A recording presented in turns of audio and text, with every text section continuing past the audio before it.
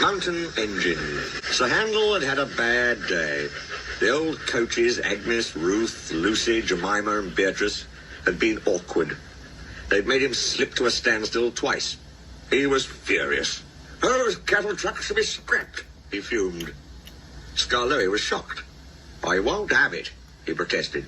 Those old dears need kindness, not bad names. Exactly so, agreed Renius. He winked at Skarloey. You be thankful, Sir Handel, that we're not a mountain railway. A mountain railway? What's that? A railway which climbs mountains, of course. But it can't, said Sir Handel. Its engine's wheels would slip. But it can, said Renius firmly. We've heard of one quite near here. It can't. It can. A noisy argument started just as Donald shunted a flat truck to the siding nearby. On the truck was a queer-looking engine. He had 6 small wheels and a stovepipe chimney. His boiler was tilted downwards, and his cylinders were back to front. Whisht, whispered Donald hoarsely. Dinna wake the wee engine. It's tired he is. He's away back from England after being mended. You ken how it is. We understand, but who is he? He's called Culdee, after the mountain his railway climbs. Well, did you ever, exclaimed the 2 old engines. They looked at Sir Handel and chuckled. I don't believe it, said Sir Handel. Well, you'd best ask him yourself. Then maybe you'll learn it's the truth I've been telling you. Donald puffed away, offended. Culdee woke to find the engines gazing at him. Where am I? He asked. They told him. That's good, he said. I'm nearly home now. Do you really climb mountains? Asked Skarloey. I've done it for years. You must be clever. We couldn't. Our wheels would slip. I'm not really clever, laughed Culdee. I was just drawn like that. Like what? With pinion wheels on my driving axles. They have teeth, you see, which fit into a rack rail. I can't slip, however steep the line is. That, said Renius, must help you going up. But if your line is so steep, aren't you frightened coming down? Why? We have good brakes. Coaches, went on Renius, are sometimes silly and try to push us downhill. Some engines find it hard to stop 'em. Sir Handel blushed and looked at his buffers. Our coaches, answered Culdee, are never silly like that. They know such tricks are dangerous. I've never had that sort of accident. But, he went on thoughtfully, I was frightened once. Very frightened indeed. Please tell us, said all the engines. One day, long ago, before our line was opened, our drivers made all 5 of us engines stand ready outside our shed. The inspector's coming, they said. We don't know which of you he'll choose. He chose me, climbed into my cab, and made me push 2 coaches to the summit. So far, so good, he said. Now we'll test your brakes. So he went and stood on the steepest part of the line. Down, down it fell, with a nasty curve below, edging a precipice. Brakes off, driver.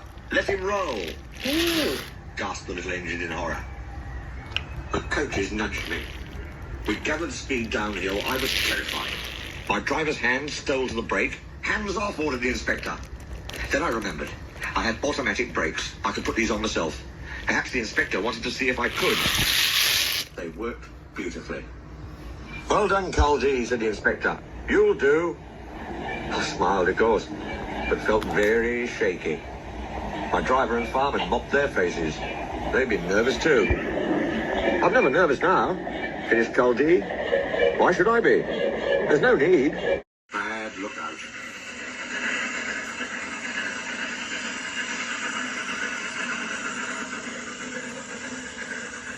Renius and Skarloey were talking quietly to Culdee next morning when Duncan stormed up, followed by Sir Handel. Hello, chuckled Renius. Here we go. Well, nearly came off, fumed Duncan. Those coaches pushed me. The thing controller says they didn't. He says I kept a bad lookout. We've no money to mend you, he said. And if it happens again, I'll leave you at the back of the shed. Well, Why does he always pick on me? It's no fair. Skarloey said nothing. He just winked at Renias.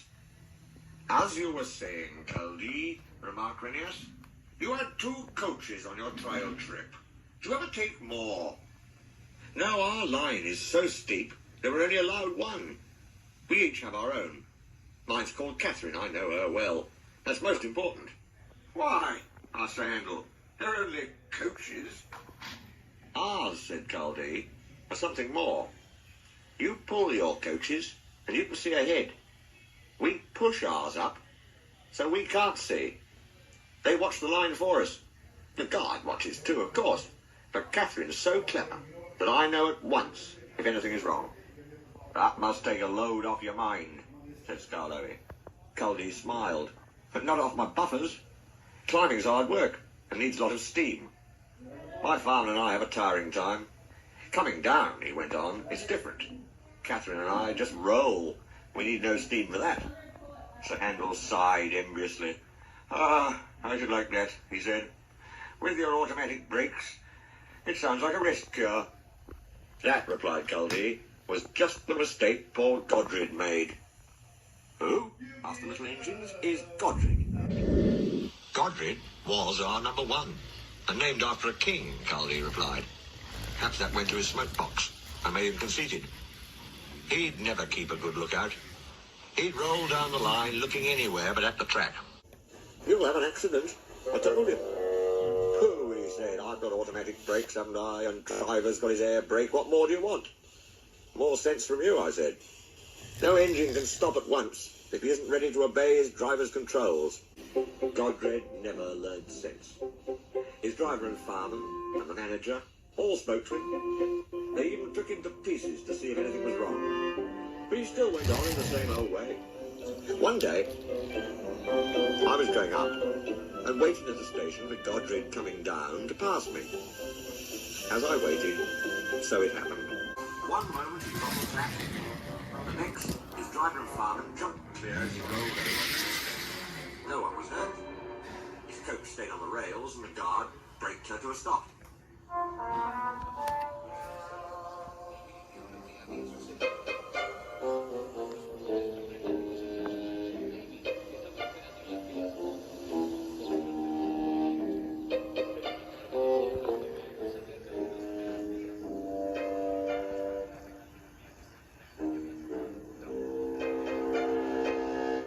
They brought Godred home next day. We've no money to mend you, said our manager, so you'll go to the back of the shed. As time went on, poor Godred got smaller and smaller, till nothing was left. What happened? Asked Duncan anxiously. It's not nice to talk about, said Caldee. But what happened? Why isn't it nice? Our drivers used Godred's parts to mend us, answered Caldee mournfully. The Handel and Duncan were unusually silent, long after Caldee had gone home. Neither Skarloey nor Renias ever mentioned that Caldee had made the story up. Danger points.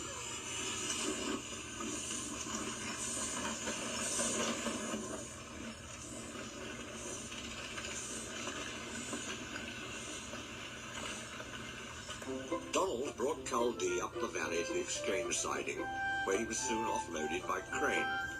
His driver and fireman and the manager were there. They all said goodbye and thank you to Donald. Then they lit Caldee's fire, and while waiting for steam, they looked him over carefully. A very good job, they said at last. Caldee sizzled happily. It's lovely to be at home, and in steam again, he said. I'm longing to have a run with Catherine. Come on then, said his driver. And they trundled to the shed. Catherine was pleased to see him, and they went for a short run. I've had to go with Lord Harry lately, she said. He takes risks and frightens me. When I warn him, he laughs. Never mind, comforted Caldee. It'll be all right now. Later, he met 2 old friends. Ernest, number 2, and Wilfred, number 3. After some happy gossip, Caldee asked, who is Lord Harry? He's one of the new engines, they said, who came while you were away.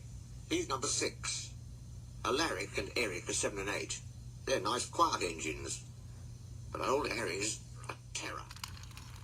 Next afternoon, Lord Harry rolled by with a reluctant coach on his way to the platform.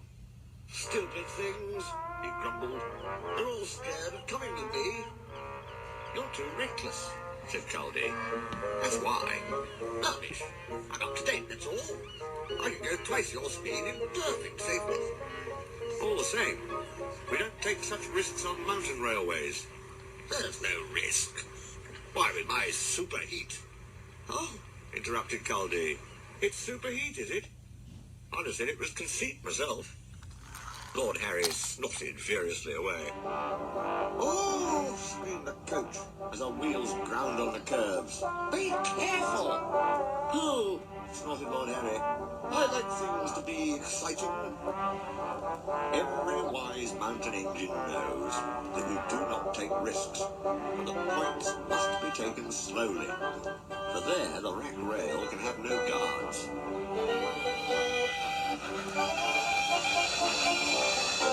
"Steady, boys, steady," warned his driver. But Lord Harry paid no attention. He was thinking what he'd say to Caldy next time they met. "There's no danger," he boasted, storming up the final slope. "That patched-up old ruin was talking nonsense."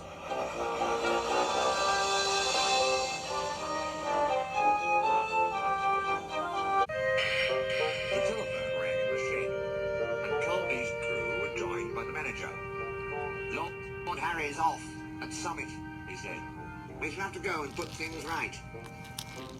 So they collected some workmen and the tool there and set out at once. It was getting dark when they arrived.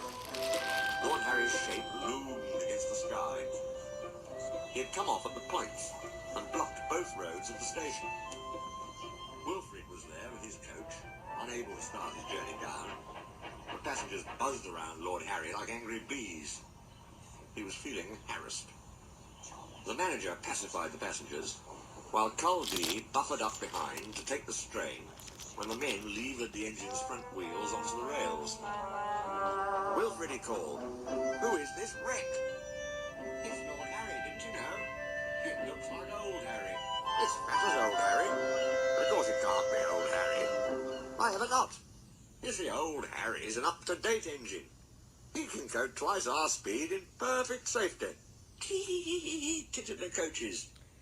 Lord Harry seethed in silence. They pushed Lord Harry out of the way and took the passengers home. Then Caldy helped him back to the shed. "It was that coach, sir," blustered Lord Harry. "She never..." "No tails," said the manager sharply. "It was your fault, and you know it. You upset our passengers and damaged yourself by taking risks.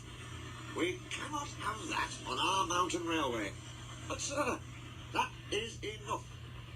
You will stay in the shed till we have decided what to do with you." He turned and walked sternly away.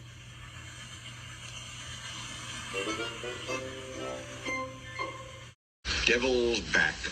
As a punishment, they took Lord Harry's name away and put him at the back of the shed. He soon heard Caldy's story about Godred. "Oh," he said, "that couldn't happen to me." But he was anxious all the same. "Please, sir, I'm sorry. I'll try to be different." "The passengers don't trust you," said the manager. "You will take the truck instead." So number 6 took supplies to Summit Hotel. And he took the gangers to work in the morning and brought them home in the evening. He found it dull and grumbled. "It's important work," protested Wilfrid. "And tough, too." "Tough? That little lot." "Yes, tough," said Caldy. "Have you ever been across Devil's Back in a gale?" "No," said number 6 thoughtfully. "But I see what you mean." A mile below Summit, the line runs along a rocky ridge. Always there is wind. Sometimes it is gentle. At others it is fierce and very dangerous. Then all passenger trains stop at Devil's Back Station. But whatever the weather, stores trains and rescue trains must get through. A few days later, number 6 reached Devil's Back at 5:15. He was on his way with the truck to fetch railway staff from Summit. "All clear now," said the station master, as the last down train left the loop. "Don't waste time, the wind's rising. We'll have a gale in half an hour." He went inside to set the points. But the telephone rang, and he came out looking worried. "There's trouble," he told the crew. "Come in and discuss it out of the wind."